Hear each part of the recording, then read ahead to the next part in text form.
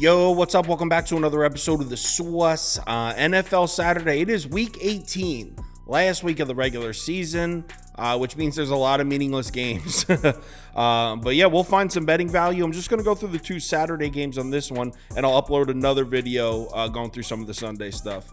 So, two games. Let's get into it. Welcome to The Sauce. The Sauce.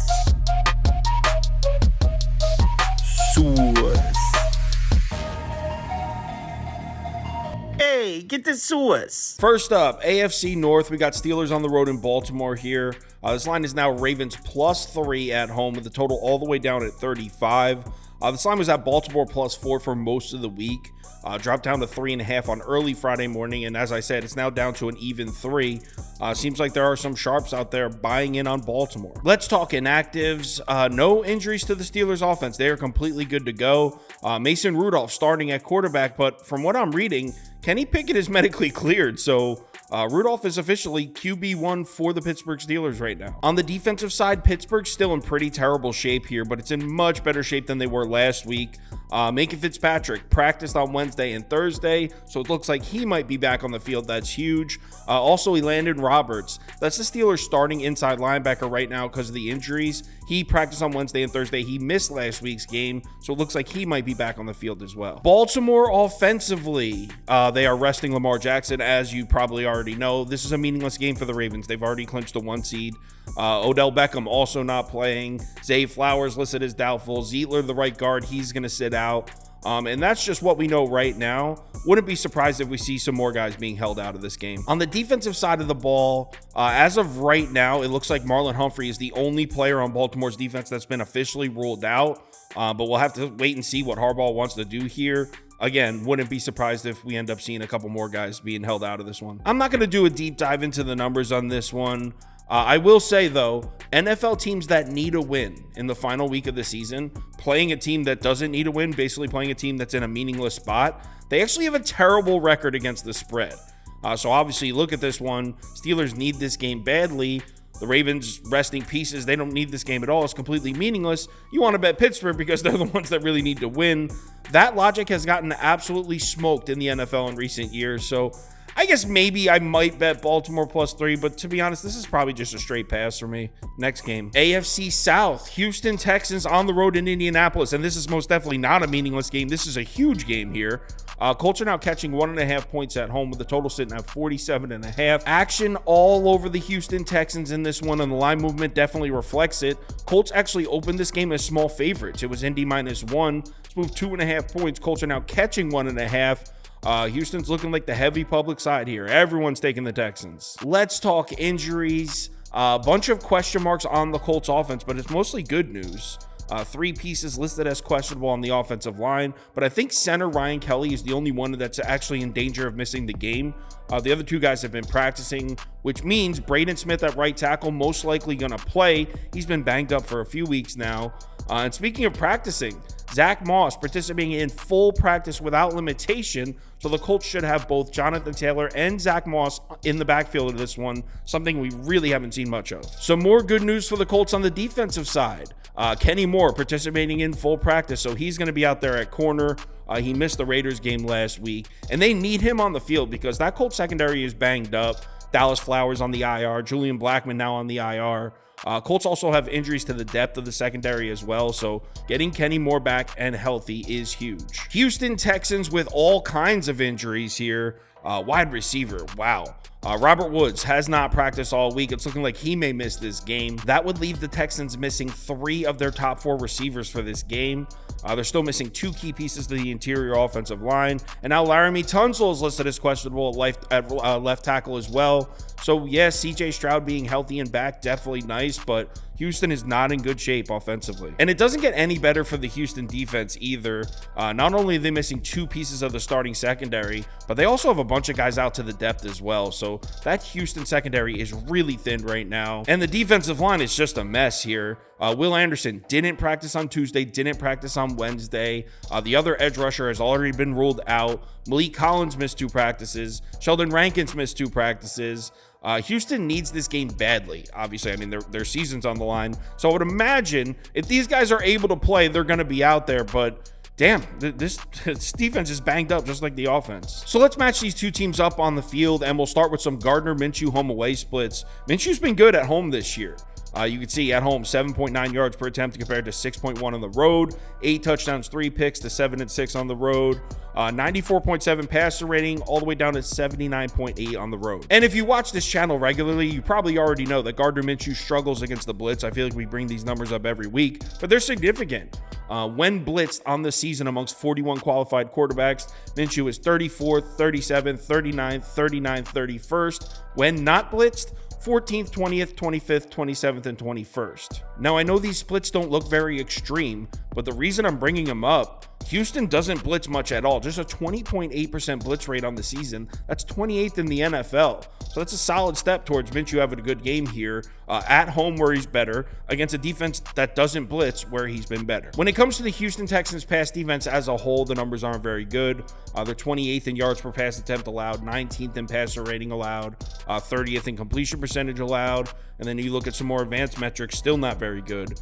23rd in DVOA, 21st in EPA per dropback, and 19th in success rate per dropback. One thing you do have to give the Houston Texans defense, though, pass rush seems to be showing up. In the last 5 games, they have a 40% pressure rate, 4.2 sacks per game, and 11.7 sack rate. In the 10 games before that, you can see the numbers significantly lower, just 2 sacks a game, and the sack rate nearly in half, more than half. We know Minshew has had his problems under pressure this season, and Colts offensive line as a whole has been pretty middle of the pack in pass protection this year. 17th in adjusted sack rate, 17th in pressure rate allowed, 28th in QB hurries allowed. So Houston's pass rush is going to be a huge factor in this game. Now, what about the run game? Are the Colts going to be able to run the ball here? On the season, the Colts are 9th in rushing DVOA, 23rd in adjusted line yards, 16th in yards per carry. Now, the good news for the Colts run game is just like Gardner Minshew, they have excellent looking splits at home. On the season, the Colts are just 29th in rushing yards per game, 32nd, dead last in yards per carry on the road. But at home, those numbers jump to 7th and 7th. So the Colts have had success running the ball at home. Now, at first glance, it looks like they have a brutal matchup here because the Texans' run defense on the season has outstanding numbers. They're 2nd in adjusted line yards, 2nd in rushing DVOA, 2nd in yards per carry allowed. In their last 6 games, they're allowing just 2.7 yards per carry, 74 rush yards per game. So the Houston Texans run defense looking elite on paper here. Want to know who they played in those 6 games? Tennessee twice. They're 18th in rushing DVOA. Cleveland, the Jets, the Broncos, the Jags. No elite rushing attacks at all there. In fact, the last top 10 rushing offense they faced was the Arizona Cardinals, who sit at 8th. Cardinals ran for 123 yards on 4.9 yards per carry. And if you look at it, since week 2, Houston has faced just 3 teams in the top 12 of rushing DVOA. All 3 of those teams ran the ball on them, averaging 121 rush yards per game, 4.98 yards per carry. And one of those games was against the Colts, and the Colts ran for 126 yards on 5.5 yards per carry. That game was in Houston, and we just mentioned how the Colts are even better running the ball at home. So I know on paper the Houston Texans look like they have this elite run defense, but if you take a deeper look, Colts should be able to run the ball in this game. Situational stats on this side of the ball, we'll give the edge to Houston on 3rd downs. Houston's defense is 9th on 3rd downs, so 22nd for the Colts offense. Kind of a wash in the red zone. Neither of these units are very good. Overall, on this side of the ball, I expect the Colts to move the ball in this game. Houston's pass rush may be a problem for Gardner Minshew, but I expect Shane Steichen to come out with a conservative offensive game plan, control the clock, make CJ Stroud play from behind. I like this matchup for the Colts offense. Now let's flip it over to the other side of the ball and talk about the Colts defense. Let's give some credit to the Colts pass defense. They've done a much better job as of late. In weeks 1 through 8, they were allowing a 90.3 passer rating, 9 passing touchdowns, 6 interceptions, 21st in EPA per dropback. But look at weeks 9 through 15. We've seen a severe improvement. And if you're wondering why I cut it off at week 15, we'll get there in a second. But in those weeks, just a 77.7 passer rating, 7 touchdowns to 9 interceptions, 4th in EPA per dropback. Now, why did I cut it off at week 15? Because the Colts seem to be aggressing a little bit against the pass on their last 2 games against the Falcons and Raiders, who are just 22nd and 28th in passing DVOA. Those two teams were able to throw the ball in this Colts defense. They averaged 97.6 passer rating, 3 touchdowns, no picks. Now, we do have to take into account Kenny Moore did not play in the Raiders game. He's probably the best player on the entire defense. Well, him or DeForest Buckner, but Kenny Moore's certainly the most important piece as far as defending the pass. So he's going to be back out there. That's big, but still, we can't just ignore these numbers. Colts pass defense on the second half of the year as a whole has been good, but in the last 2 weeks, they've looked vulnerable. And they're going to have their hands full here against CJ Stroud, Houston Texans 5th in passing DVOA, 6th in passer rating, 3rd in yards per attempt amongst 44 qualified quarterbacks.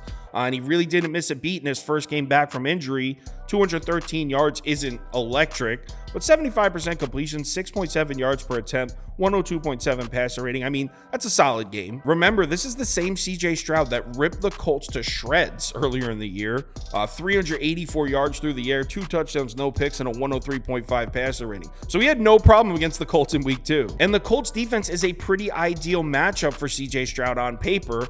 Colts run a lot of zone coverage. CJ Stroud significantly better against zone. Against man coverage, just 54% completions and 84 passer rating. Net yards per attempt is down. And if you look at his numbers against zone coverage, much better, a 111.6 passer rating. Another positive angle for CJ Stroud here, Colts do not have much of a pass rush, and CJ Stroud has been excellent when given a clean pocket this year.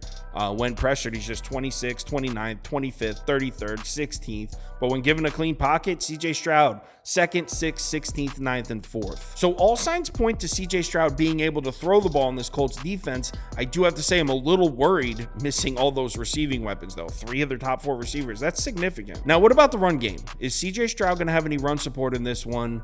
Tough to say. I'd probably lean towards no. Colts run defense as a whole, numbers don't look great for the season. Just 24th in run defense DVOA, 15th in yards per carry allowed, 22nd in adjusted line yards. But the splits you always have to bring up when you're talking about the Colts run defense is their splits with and without Grover Stewart on the field. He missed a chunk of this season. He was actually suspended for a while. But Colts with Stewart on the field at defensive tackle, allowing just 3.81 yards per carry. When he's in the games he's missed, when he's off the field, they're allowing 4.73 yards per carry. So the Colts run defense as a whole isn't great, but when this guy plays, it looks like they have a pretty good run defense. And as we know, Houston hasn't really been able to run the ball much this season. I mean, we do have to give some credit. They've done a better job in the second half of the season as they did in the first half. Through the first 8 games, Houston was averaging just 3.25 yards per carry as a team, just 87 rushing yards per game. In the last 8, I mean, still not an electric rushing attack, 4.4 yards per carry and 111 rushing yards per game. So I'm still not explosive, but it's better. But if you look at the advanced metrics in the last 8 games, they're still just 25th in success rate per rush and 23rd in EPA per rush. So advanced metrics indicate that the Houston Texans run game is not good. Situational stats on this side of the ball.